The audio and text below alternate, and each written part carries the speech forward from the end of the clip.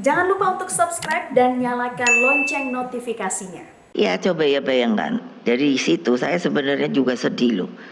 Saya dari kecil itu di istana loh, bayangin.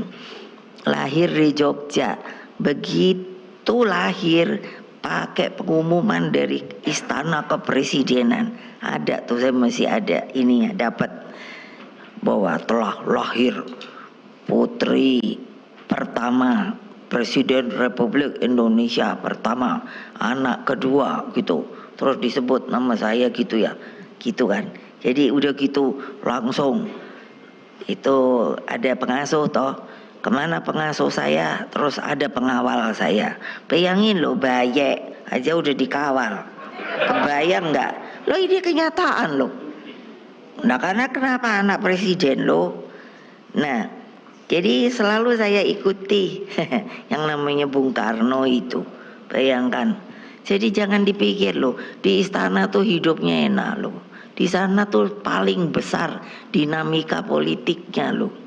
Saya liatin aja itu bapak-bapak bangsa kita kalau ketemu gitu. Iya loh. Jadi menurut saya mereka itu kaliber besar loh.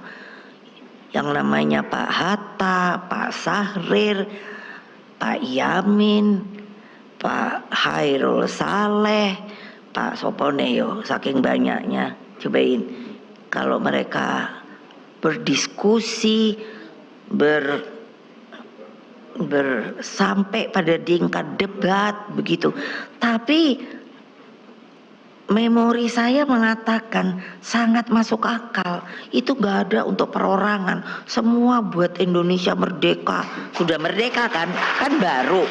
Jadi mesti begini, mesti begitu gitu. Mesti begini. Dan ya kalau sudah itu yang saya bilang, manggilnya Bung. Mesti begini Bung Karno, bukannya mesti begini Bapak Presiden, enggak. Mesti gini loh Bung gitu. Dengar saya.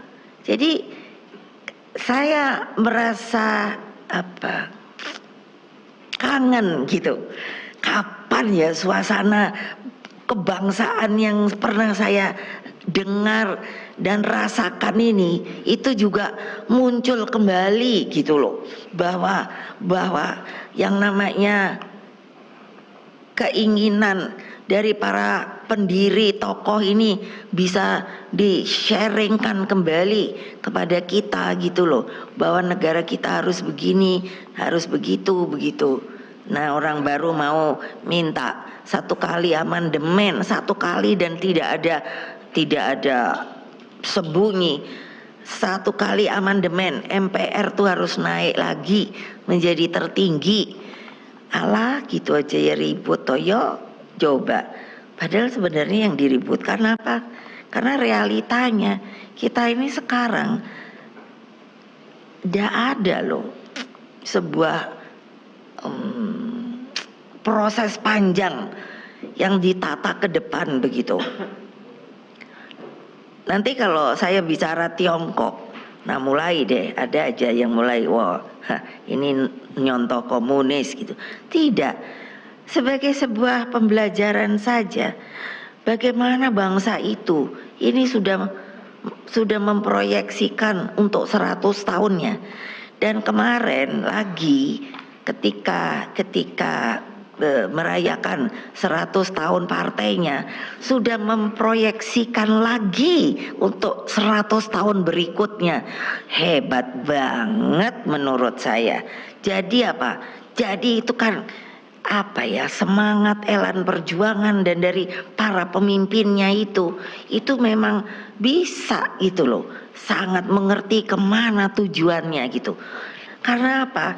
Ya maunya saya sih kita tuh juga akan mengalami hal seperti itu.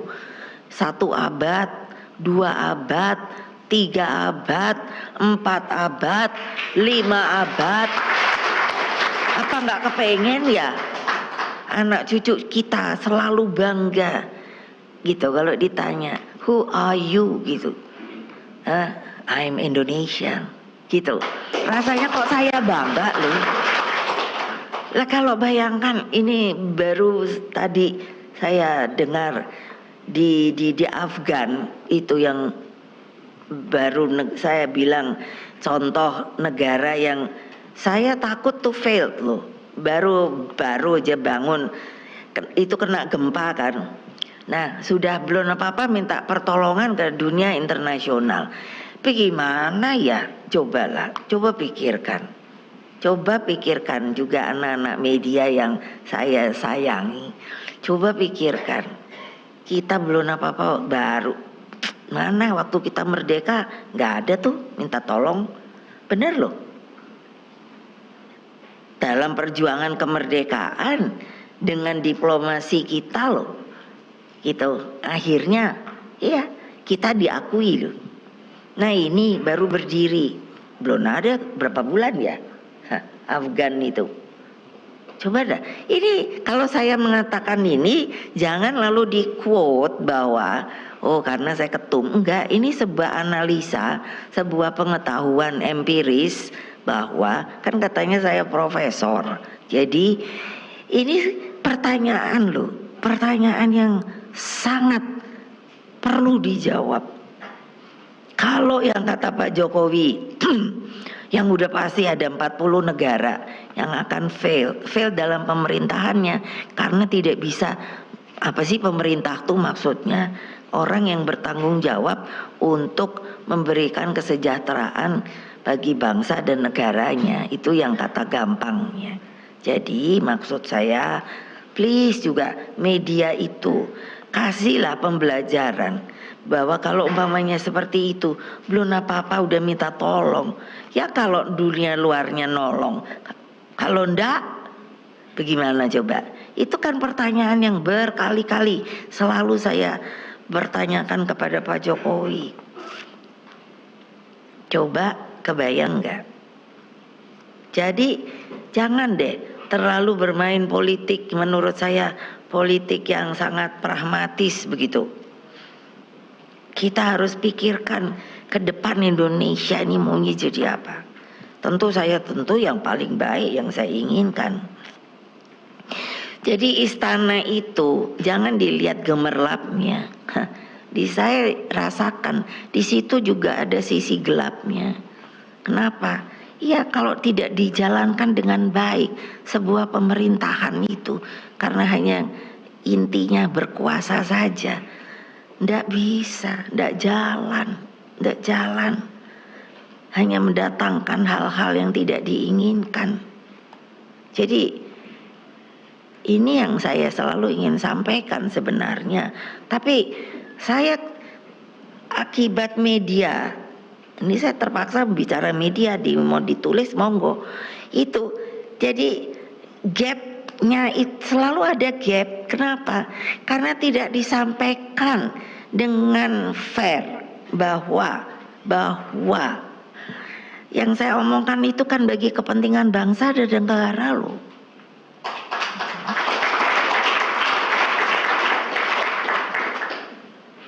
Sampai saya kalau bisa ngomong kepada anak-anak saya itu sampai seperti itu.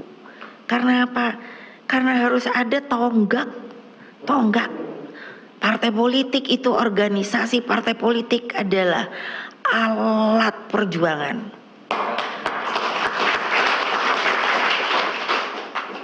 Saya tahu bahwa kalian kan tentunya oleh apa yang namanya redaksinya ya. Ya toh redaksi toh bahwa harus begini gitu loh. Tapi apa ndak bisa ya ngomong gitu juga ke para yang namanya disebut redaksi gitu. Jadi kapan ada sebuah pembelajaran politik bagi bangsa dan negara ini kalau yang diambil itu hanya quote dan by quote.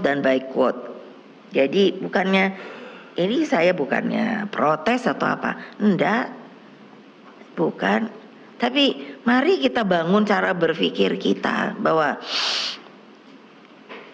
waktu zaman Bung Karno, menurut saya media belum ada toh yang namanya teknologi lebih canggih. Media itu fair loh. Karena apa? Kalau umpamanya Yang satu mengatakan begini, tapi ulasannya tuh panjang. Saya mengenal seorang jurnalis asing yang senior jurnalis. Dia bilang pada saya, nah jangan pula nanti di quote ininya dipotong bahwa ini Ibu Mega ngomong. Enggak, jurnalis nih ngomong. Dia bilang begini, Mega, saya kurang mengerti yang namanya tata bangun dari media di Indonesia. Why? Saya bilang, kalau di kami itu ada dua yang disebut wartawan. Nah ini dia loh, bukan saya loh. Tolong deh. Kalau mau di quote itu benar-benar. Karena kalau di kami itu ada namanya journalist and reporter. So, jadi kalau mencari berita, kata dia gitu, maka nanti jurnalisnya pun harus ada junior sama senior. So, ya, jadi kami harus benar bisa mengambil itu dengan benar-benar baik. Jadi cara kerjamu gimana sih? Aku nanya gitu. Jadi dewan redaksinya itu menyuruh yang namanya, apakah kalau beritanya itu sangat akan membawa bangun yang populer begitu, itu senior jurnalis yang harus pegang, dibantu oleh junior jurnalis, and then reporter itu adalah katakan oleh oke, ini umpamanya urusan pangan gitu. Jadi reporter itu adalah bagian dari yang namanya mencari berita, karena umpamanya coba kamu ketemu sama ahli research itu, tuh, coba kamu minta lagi. Jadi berapa perlunya, maka ada namanya reporter. Jadi namanya kan reporter. Jadi report kemana? Kalau tadi dibilang itu kepada jurnalis. Jurnalisnya kalau memang itu adalah yang junior dulu. Juniornya itu baru ke senior. Jadi kok saya bingung, Mega. Ya saya mesti ngomong apa? Jadi ya aku diam. Itu mungkin hanya kata-kata. Jadi semuanya diomonginnya nama wartawan. Gitu loh. Ini itu teman saya itu yang menanyakan persoalan. Jadi tolonglah supaya dilihat juga bahwa yang namanya sistem jurnalistik kita itu juga sangat bisa apa ya,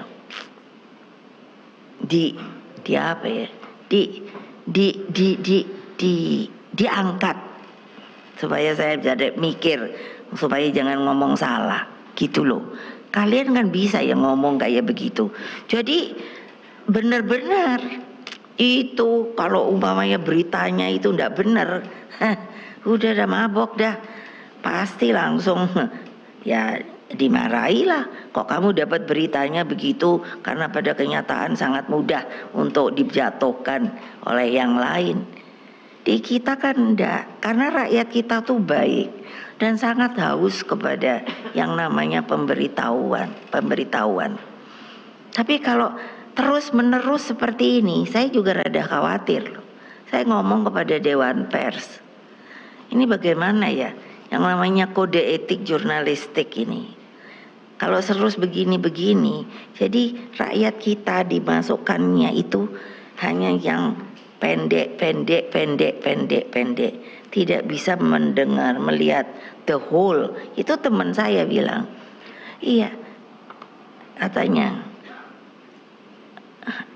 dia bilang mediamu tuh harus fair. Itu kan orang Barat tuh ada positifnya tuh kayak gitu. Meskipun dia demokrasinya liberal, tetapi dia sangat bisa. Kamu mesti fair, di kami harus begitu. Jadi berat sekali kalau menjadi seorang senior jurnalis, dia bilang. Ya aku bilang, oke, thank you for your information. Gitu loh. Iya, karena saya mau ngomongnya apa? Mau bela diri, nggak bisa. Nggak bisa. Coba, mesti yang kamu tepuk tangan loh.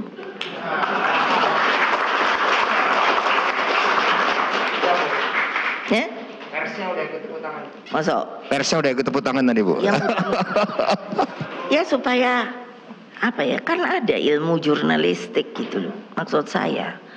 Jadi kalau saya ditanya gitu malu sendiri loh, bener loh. Jadi saya mau ngomongnya ke siapa ya gitu ya. Dulu kan saya sangat dekat dengan Pak Yaakob Utama loh. Yang kasih nama Kompas itu adalah Bung Karno loh. Saya tanya kepada Pak Yaakob, ngapain kok Bung Karno kasih nama Kompas? Supaya media itu juga menjadi kompas. Itu kan arah membantu perjuangan untuk menegakkan ramanya negara kita. Dan Pak, itu Pak Yaakob Utama ngomong sama saya. Jangan pula nanti dibalik, ibu kayaknya ngomong doang. Enggak. Itu sangat, makanya ini saya sampaikan kenapa. Ini sebagai ibu lah. Sedih saya loh ngelihat kalau begini terus. Kita yang bisa benernya cepat maju bersama gitu. Medianya itu bener, katakan kalau kita ini bicara soal desa, bantuin deh. Desa itu harusnya gimana, bleb begitu. Bukan hanya apa ya, saya nggak tahu lah harus menyebutnya apa. Sampai coba saya juga menggerakkan seluruh kader PDI Perjuangan untuk membersihkan sungai, gerakan penghijauan, menanam 10 tanaman pendamping beras. Itu kan banyak yang bilang, ibu tuh apa sih, partai politik apa belum, kok remeh-temeh banget. Enggak loh, itu kehidupan loh. Kehidupan ya. Sampai presiden saja sudah mengatakan kekhawatirannya akibat global warming ini. Kenapa nggak beri masukan kepada rakyat yang dimaksud kekhawatiran topo gitu. Mengapa? Seperti kita lihat sampah itu di sungai. Nanti kalau kita kekurangan air dari mana?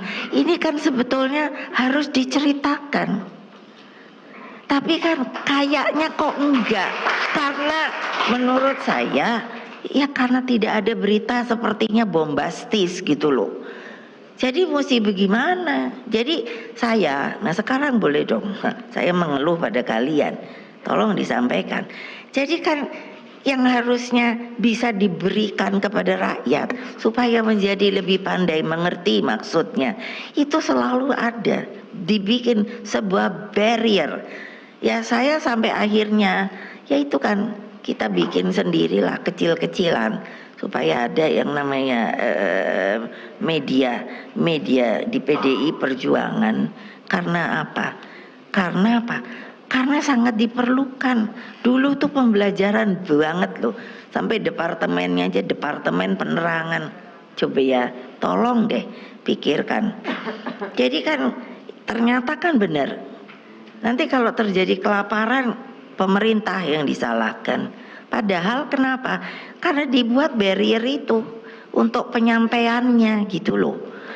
Masa untuk so what? Kalau saya yang sangat khawatir yang harus saya sampaikan kan. Coba tolong pikirkan. Kalau nanti orang yang kelaparan dunia itu datang ke kita karena tahu negara kita kaya raya. Pertanyaan hanya dua loh. Mau ikut ditampung tapi akhirnya membawa tambah beban untuk pangan yang mestinya buat rakyat untuk orang yang datang itu, atau diusir. Coba jangan dikuat nanti saya cerita gini yang diambil ibu untuk pengungsi itu menyuruh untuk mengusir. Awas loh. Saya tahu bahwa kalian tuh disuruh, kalian hanya mencari bahannya. Tapi kan mikirlah bahwa kalau terus menerus begini itu Dulu Departemen Penerangan sejelek-jeleknya itu saya ingat di jalan itu seperti ada apa sih kayak billboard, bukan billboard lah. Itu setiap hari koran ditaruh di situ. Jadi rakyat tuh bisa baca. Saya sering kalau mau sekolah itu ngelihat ngumpul, aku pikir apa sih? Jadi saya pernah ikut turun, saya lihat oh baca berita dia, dan berita itu tuh fair menurut saya. Fair. Nah gitu loh. Jadi cobalah, kenapa sih Mbok bilang toh iya betul gitu. Saya nggak cari nama, enggak. Yang namanya bersih-bersih sungai itu Mbok ya bener bersihin sungai gitu. Bayangin sampah plastik udah kayak gitu, coba kayak gimana sih? Terus mau gimana?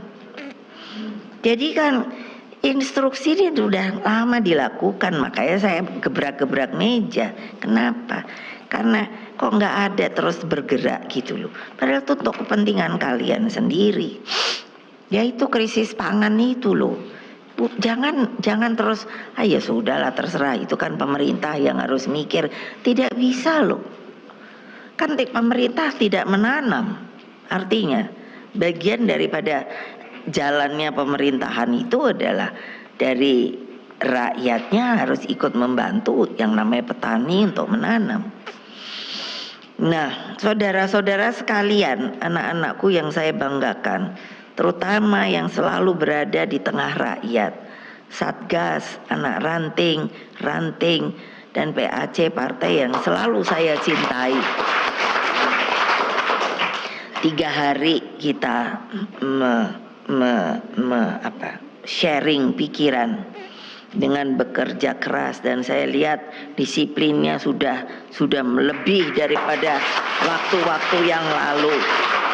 Telah ada rekomendasi internal yang sebaiknya benar-benar dijalankan.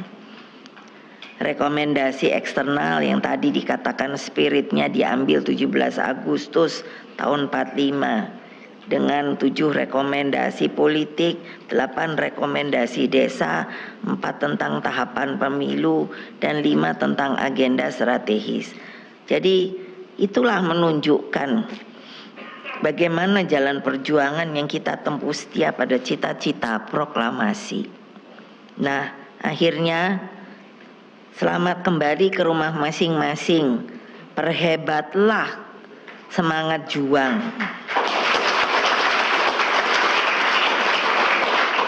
Jadi mulai keluar dari sini sudah mulai dipikirkan, oke, apa yang akan saya lakukan, rapat apa pertama yang harus dilakukan, lalu untuk mulai menjalankan program yang telah direkomendasikan di dalam Rakernas ini.